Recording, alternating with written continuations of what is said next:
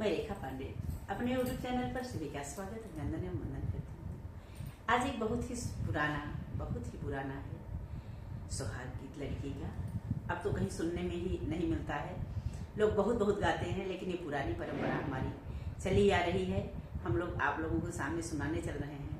आप लोग इसे पूरा सुनिएगा और हमारी परंपराओं को जागृत रखिएगा।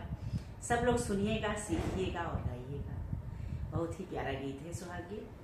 चलिए सुनाने चलते हैं। ये गीत दोनों चैनलों पर जाएगा। इनका भी चैनल है मेरा गाँव मेरा गीत, और मेरा भी चैनल है प्रयाग लोक गीत। दोनों पर जाएगा। दोनों चैनलों पर अच्छा सपोर्ट दीजिएगा। आप लोग कमेंट बॉक्स में जरूर बताइए कैसा लगा। अरे धोबिया जे धोवरी न झीन कापड़, न झीन कापड़, झुरवैला वंगिया के डार नाजुक सोहाग, झुरवैला वंगिया के डार नाजुक सोहाग, रे धोबिया जे धोवई न झीन कापड़, सफेद रंग कापड़, सफेद रंग कापड़, रे झुरवैला वंगिया के डार नाजुक सोहाग, रे झुरवैला वंगिया के डार नाजुक सोहाग, रे घोड़वा चढ़ल आवै दुलहे हो कवने, रामा दुलहे हो कवने, रामा घोड़वा दिहे नीठ मकाई नाजुक सोहाग, रे घोड़वा दिहे नीठ मकाई नाजुक सोहाग, रे हम तो से पूछूं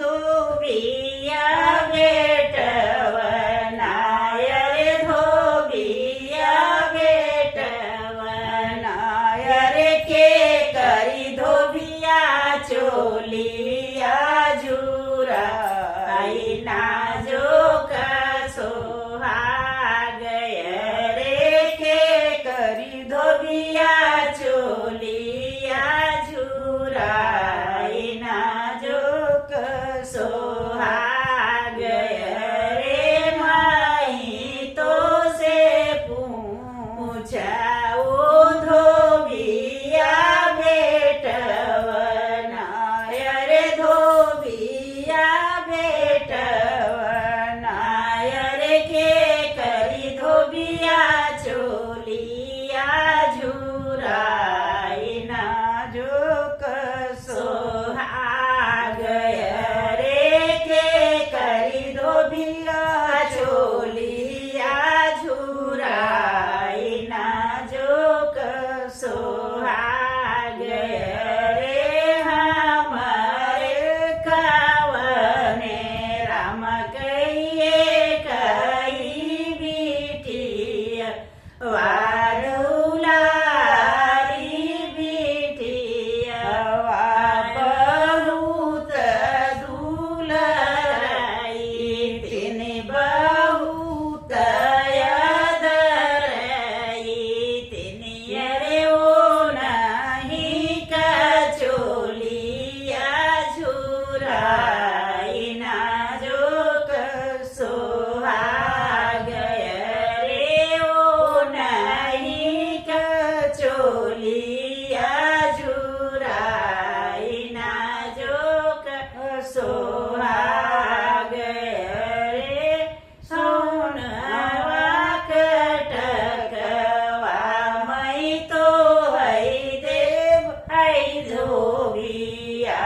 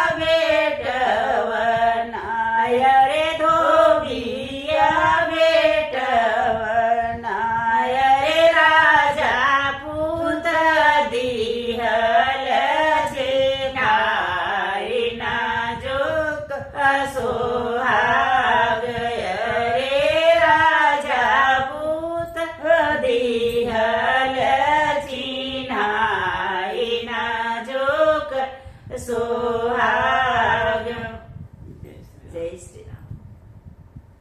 पूरा सुनना चाहिए, आधा दिन सुनी थी।